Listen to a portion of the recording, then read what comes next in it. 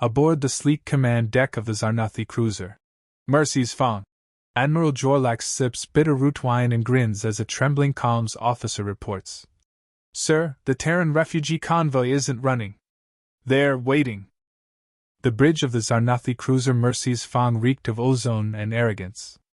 Admiral Jorlax reclined in his gravity throne, sipping bitter root wine from a polished obsidian cup. His mandibles clicked in amusement as the sector's tactical feed danced in midair, depicting a slow-moving Terran convoy. 12. See. Jorlax chuckled. Of course it is. Everything is sacred to the humans, until it isn't. He stood, letting the wine swirl behind him in zero gravity. Disable their escort. Leave the transports intact. Send a warning shot to their pride. Ithar tapped a claw across the controls. Mercy's Fong shuddered slightly as its forward cannons hummed, then lashed out across the void. One of the Terran escort vessels, Hale's Grace, sput. The bridge quieted. No retaliation. No screams.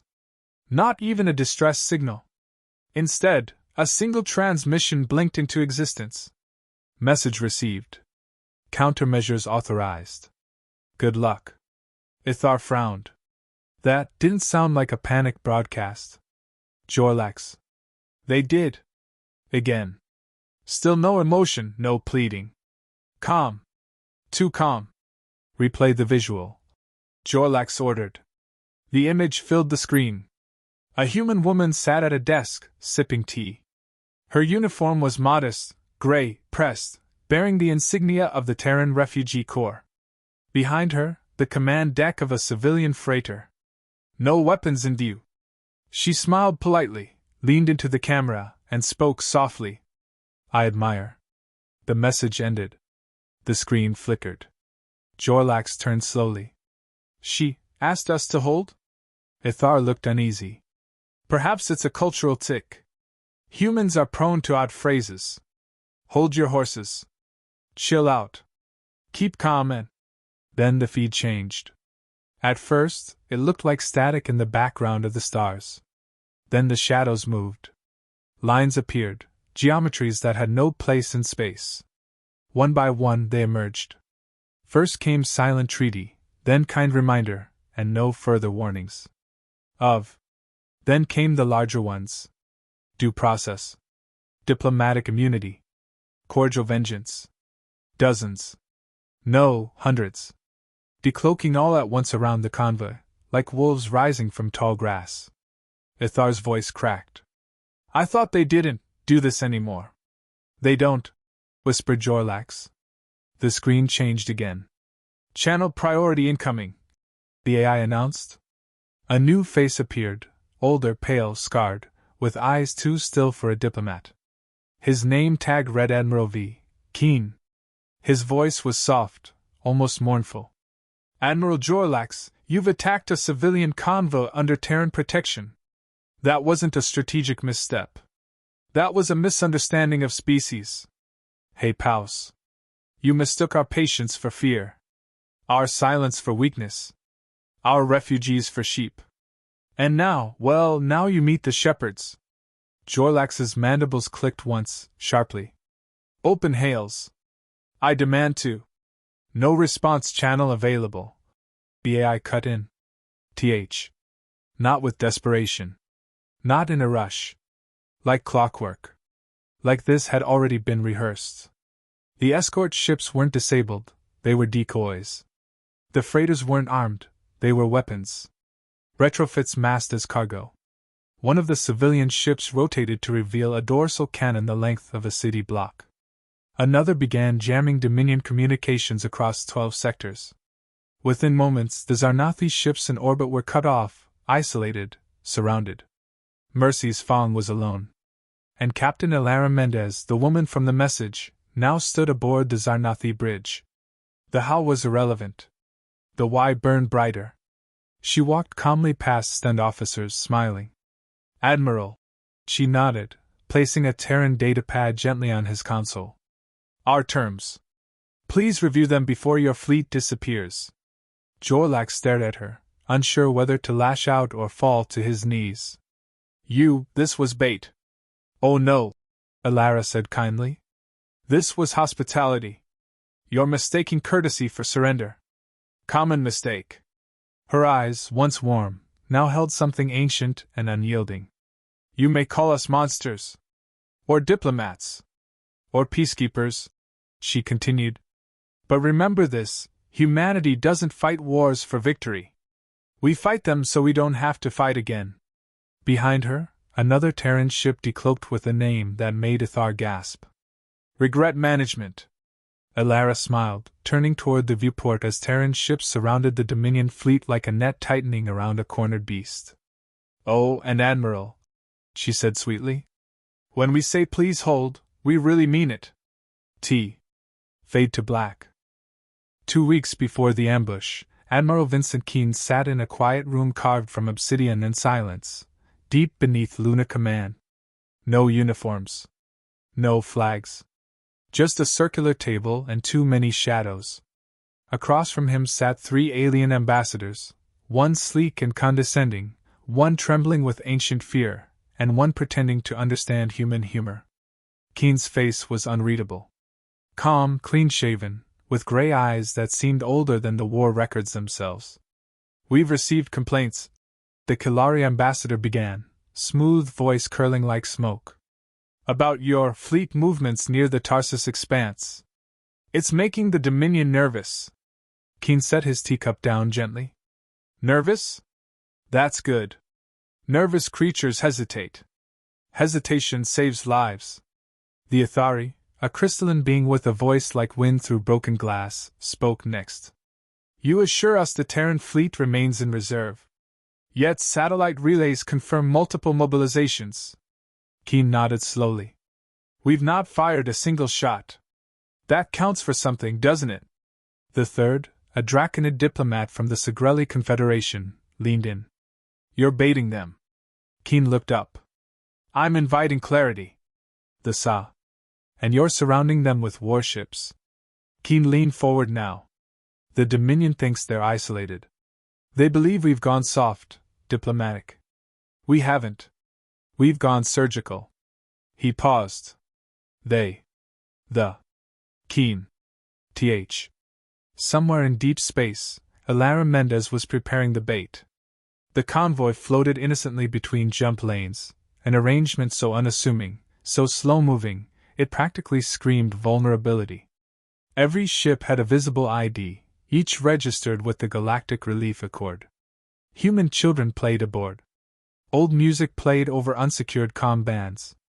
Alara watched from the bridge of patient silence, sipping ginger tea as reports trickled in. 2 Dominion scout ships had entered the sector. She tapped the side of her mug. They're sniffing. Her second-in-command, Lieutenant Hess, narrowed his eyes. Should we light the mines? No. He hesitated. They might hit the rear freighter. She turned. That's the mistake. 3 Dominion War Councils had reviewed the convoy movements. The Admiral Jorlax had petitioned to act first. A decisive warning. Make an example. He was granted permission. Back aboard Cordial Vengeance, Admiral Keen stood before a hollow map of the sector. Set jammers to activate after impact, he instructed. I want them blind after the first mistake. And the AI interdiction? Asked the AI itself, speaking from a soft-voiced console near the floor. Begin once their weapons fire. Prioritize flagship controls. Disable not destroy. The AI pulsed in green acknowledgement. Merciful. Calculated. Predictable. Keen. His aide approached, holding a data pad. The Dominion Admiral has arrived at the edge of the sector. Keen took the pad, studied it for 2 seconds, then handed it back. And every freighter quietly rotated, recalibrating weapon mounts. Shield cores, previously hidden beneath medical cargo containers, rose into place. Jamming arrays powered up, broadcasting Terran gospel music as white noise. Spend. It was peaceful. Methodical. Cold. Lieutenant Hess stood beside Alara, watching as the Dominion ship approached. They. Alara smiled. They still think we used to be dangerous. That's adorable. The moment Mercy's fog fired on Hale's Grace, the net closed. Keen's fleet decloaked in perfect formation. Not surrounding the enemy, cutting off their exits. Like a door slamming behind a thief. He didn't broadcast rage. Just a statement. You've made a mistake. Not a strategic one. A historical one. Across Dominion systems, their military leaders watched the live feed in disbelief. Ships appearing from nothing. Terran comms filled with polite requests for surrender. No screams. No insults. Just quiet, professional destruction. One Zarnathi general whispered to his adjutant. They were waiting for this. They wanted someone to provoke them. The adjutant nodded. We've been told ghosts don't hunt. We were wrong.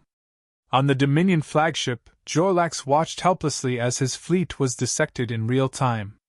Jamming. Every protocol failed.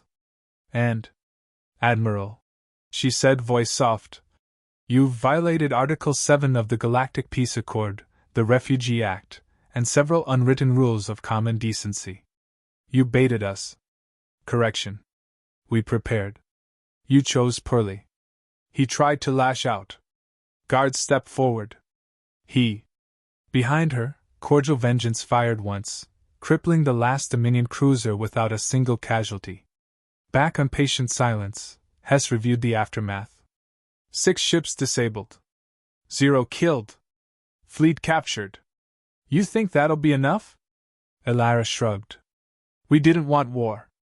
Just clarity. And if they try again? She looked up, calm and unblinking. We won't explain twice. The Galactic Council chamber, orbiting the neutral moon of Velntar, was not accustomed to silence. Yet silence now sat heavy as stone. Holograms flickered above the central dais, frozen frames of Terran ships emerging like ghosts, Dominion vessels vanishing in methodical pulses of white light, and one human, Captain Elara Mendez, smiling like a schoolteacher who had just handed out a surprise quiz. The Zarnathi ambassador, still visibly shaken, adjusted his sash. They didn't fire until provoked. Their actions, while disturbing, were technically compliant with treaty protocol. The technically compliant? It echoed. They dismantled an entire Dominion fleet mid-sentence. That wasn't a counterattack. That was a demonstration. Others murmured in agreement. A Segrelli senator tapped his clawed fingers together. They disabled 27 ships. 0 confirmed kills. It wasn't rage. It was restraint. A new voice joined, smooth and slow. It was a message. All heads turned as the Terran envoy entered, not late, just deliberately timed. Ambassador Arjun Daw wore the usual black Terran diplomatic uniform, unadorned except for a silver pin, a broken sword wrapped in olive branches. His voice carried without force. We did not seek this conflict, he said, setting a data slate on the central podium. We simply responded in kind. Efficiently. And I'd argue mercifully. The Kalari delegate raised a brow. Merciful? Your fleets emerged from nowhere, seized control of an entire sector, and left the Dominion licking its wounds. Dull. He tapped the slate. We offered medical aid to the surviving crews. Returned every escape pod. Sent handwritten apologies to the Dominion Emperor himself. Apologies? A voice barked in disbelief. Daw smiled thinly. We are not without manners. Back aboard Cordial Vengeance, Admiral Keen watched the council proceedings from his personal quarters. He sipped black coffee, leaned back, and said nothing for a long time. Behind him, Lieutenant Mora paced. They're panicking. They should, Keen replied. Mora Street. Keen. She looked uneasy. There's talk in the outer sectors. Old rumors resurfacing. About Project Meridian. Ghost fleets. Kill switch codes. Keen set the mug down. Let them talk. Fear is an excellent vaccine for arrogance. In a dimly lit cantina on the fringe world of Chayan 3, a grizzled pirate captain watched the footage for the 50th time. A slow puff of smoke curled from the corner of his mouth. That ain't defense, he muttered. That's muscle memory. His crew nodded silently. They were old enough to remember the first human surge, when Earth retaliated for the Ort massacre by dismantling an empire in 11 days. On the other side of the galaxy, a species known only as the Velrex initiated full evacuation drills, citing impending Terran unpredictability. Their leaders issued a public statement. The humans vanished for peace. Not because they forgot how to fight. We will not provoke the hammer. Meanwhile, deep within the Dominion's War Ministry, Admiral Jorlax stood stripped of rank, shackled in magnetic cuffs. A tribunal of his own kind glared down at him. You engaged a humanitarian convoy without Senate clearance. You brought ruin to 3 fleets. You have destabilized 100 years of containment. Jorlax. They were waiting for us. It wasn't defense, it was theater. They didn't panic. They anticipated. He leaned forward despite the restraints. They weren't responding to an attack. They were baiting a response. The room fell still. Next phase begins in 2 cycles, she said, eyes scanning through reports. The other refugee fleets will be repositioned. Same protocols. No aggression. Let them come. Lieutenant. He leaned in. And if they do attack again? Elara's face softened, but her voice cooled. Then we escalate. Elsewhere, in a black vault beneath Europa's crust, an ancient AI flickered online. It had no name, only a designation, Amardian.014. It had been dormant for 137 years. Until now. Command code received. It intoned. Terran Naval Network Recalibration, Phase 2, authorized. It began to hum softly, projecting a 3-dimensional star map. Colored sectors blinked, red for hostile, yellow for disputed, blue for protected. Then a new color appeared, white. The protected zones around Terran refugee corridors expanded in real time. Peacefully. Without warning. Without invitation. By mutual agreement or silence, we are now responsible for humanitarian passage, Daw explained. Unarmed, but escorted. If you wish to contest this, you may. Verbally, if you please. A Segrelli general rose from the back. What if someone tests those boundaries again? Daw didn't smile. Didn't blink. On a barren world at the edge of Dominion space, a group of children played in the dust, reenacting the ambush using rocks and sticks. Another pointed a finger. You can't just show up and win. The child shrugged. We don't show up. We wait where you least expect us. The older one paused. Is that how they really are? No, child. That's not how they are. That's how they against, until it. In the vacuum between systems, where stars were distant and time felt thin, a single ship drifted with no visible escort, no weapons drawn, and no insignia. The hull bore only one name, carved deep into its frame in scorched Terran Gothic. Sorry. Admiral Vincent Keene stood at its observation deck, hands clasped loosely behind his back. The glass stretched wall to wall, framing a panorama of quiet space. It was the kind of silence only predators respected. Behind him, Elara. We've received confirmation, she said. The Dominion has issued a sector-wide stand-down. They're retreating to core territories. Keene didn't turn. Panic disguised as strategy. Let them think they've regained control. They'll talk themselves into safety again. She stopped beside him, watching the stars. They're calling you a war criminal, she said. Keene finally turned, his expression unreadable. Good. Labels mean they're still trying to understand. The day they stop talking, that's when we become myth again. Hours earlier, in a subterranean vault on Mars, one with no official name or surface entrance, a briefing unfolded between only 4 people. A holodeck displayed a rotating wireframe of a refugee convoy, the same one recently ambushed. Except this time, red highlights revealed concealed compartments, shielded bunkers, and systems never disclosed to the Galactic Council. Major Dana Skoll, sharp-eyed and blunt-tongued, walked the others through the specs.